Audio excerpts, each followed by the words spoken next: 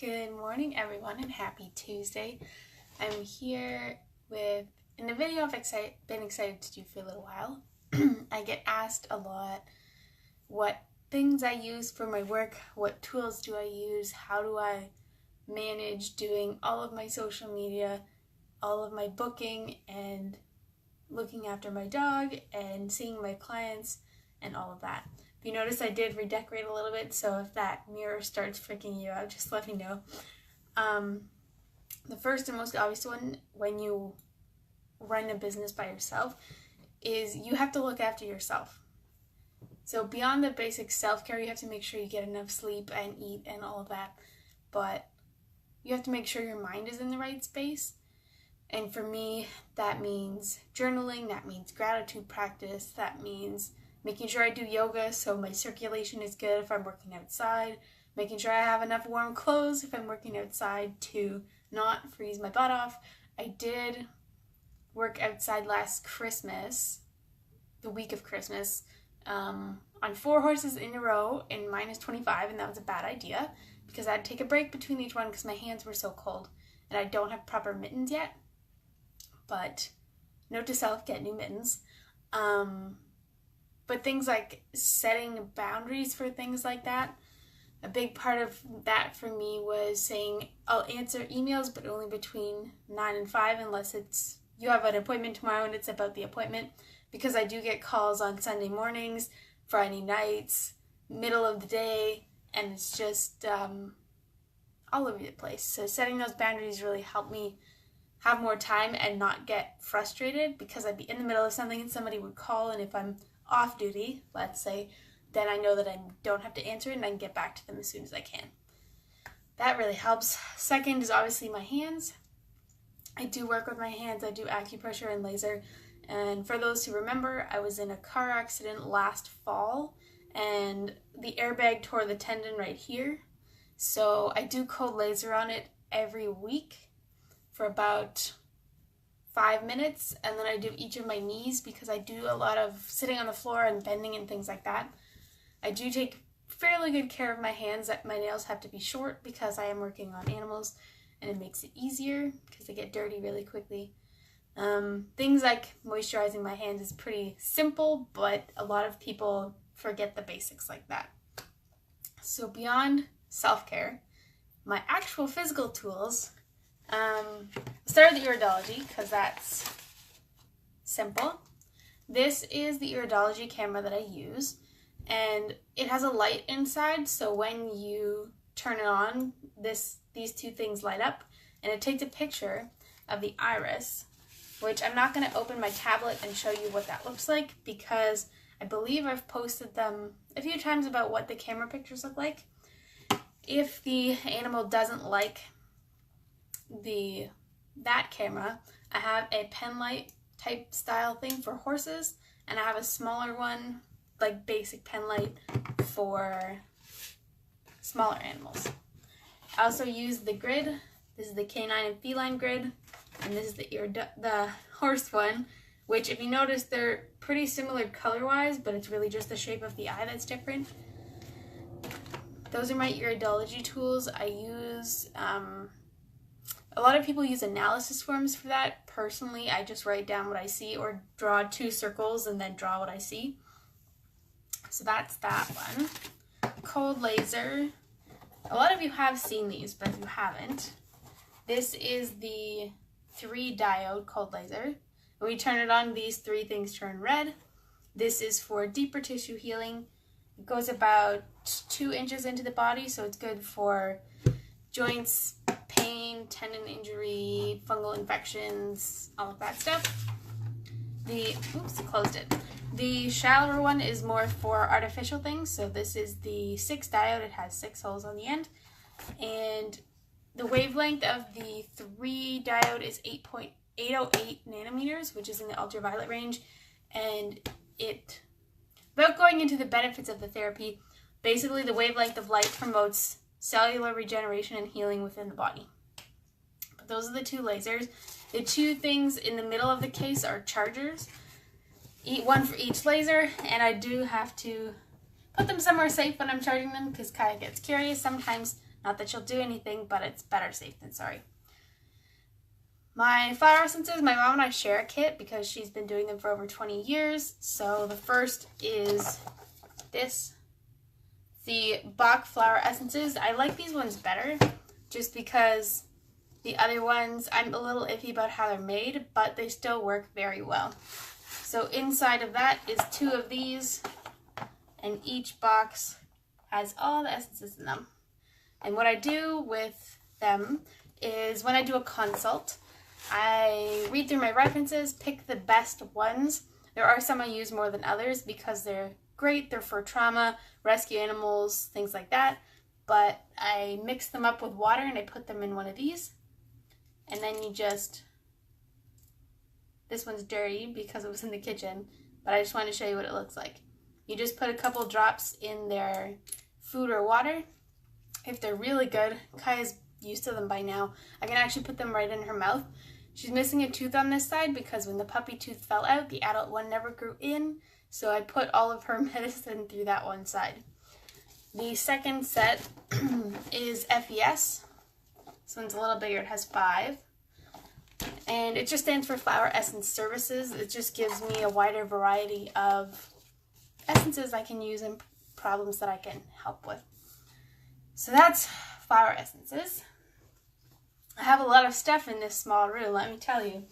The next one is Reiki. Now, I found one on the internet that I liked, and I made one similar to it. So I put where all the chakras are, and then the 3 columns are what the chakra is, what the energetics are, and the emotional imbalance you'd likely see if it were imbalanced.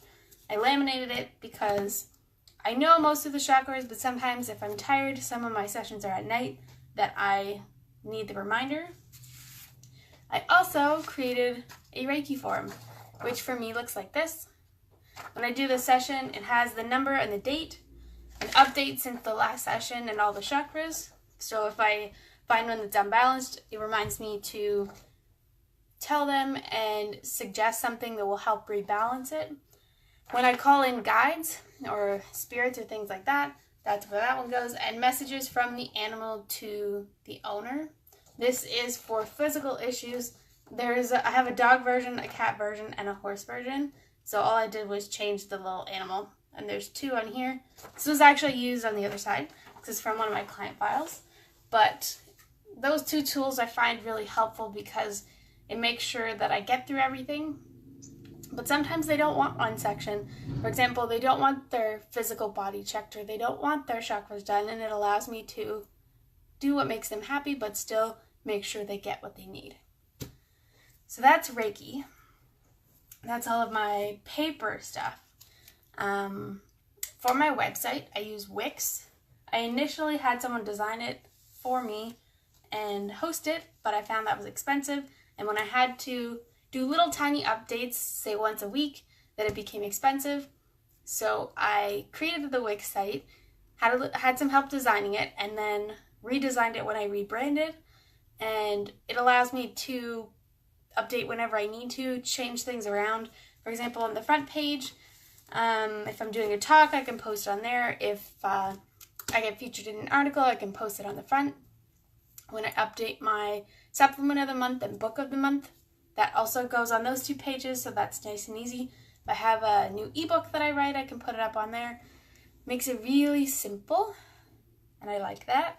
It's also very user-friendly. I taught my mom how to do it, and she's got her site going now, and I think my brother, that's his Christmas present. I'm going to help him with Wix to create his site.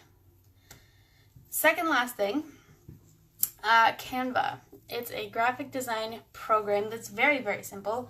You can design anything from flyers and brochures, business cards, posters, pretty much anything you can think of. But I use it for the graphics for my website, my Motivation Monday posts, any advertising that I do.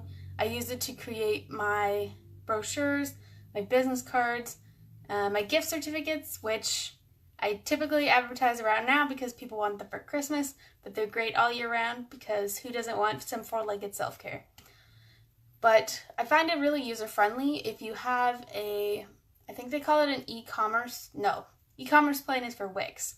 It's basically a business plan, so you can upload your logo, your business colors, things like that. So when you create a new file, it defaults to your colors and your fonts so that you don't have to go in and do it each time. It also allows you to organize your files, because I have one for Facebook posts, one for business things, one for brochures, one for ebooks, etc., etc. So there's a lot of files, and it helps me organize and find what I'm looking for if I need something quickly. Now, the last thing that I use, and I know most of you have seen this before, is my Passion Planner. And I use it for pretty much everything, and I'm not even exaggerating here. But essentially, I use it to keep track of my clients.